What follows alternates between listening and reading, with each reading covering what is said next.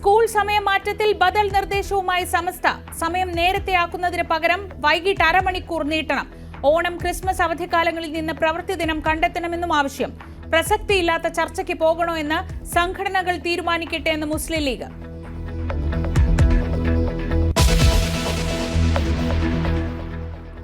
പാലക്കാട്ട് വീണ്ടും Nipah. ചങ്ങലേരിയിൽ Nipah ബാധിച്ച് മരിച്ച വ്യക്തിയുടെ മകനും രോഗബാധ. സമ്പർക്ക പട്ടിക തയ്യാറാക്കാൻ ആരോഗ്യവകുപ്പ്.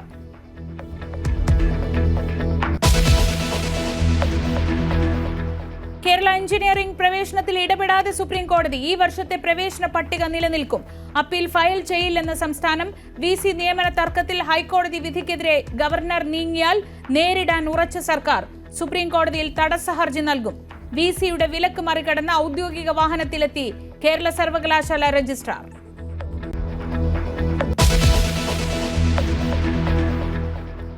അസുഖം ബാധിച്ച നായകളെ ദയാവധത്തിനിരയാക്കുമെന്ന് തദ്ദേശ മന്ത്രി.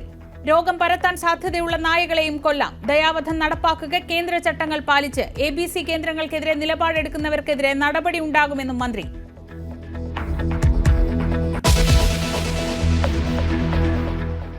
ഡ്രൈവിംഗ് ലൈസൻസ് പരിഷ്കരണത്തിൽ സർക്കാരിന് തിരിച്ചടി. പരീക്ഷാ പരിഷ്കരണം ഹൈക്കോടതി റദ്ദാക്കി.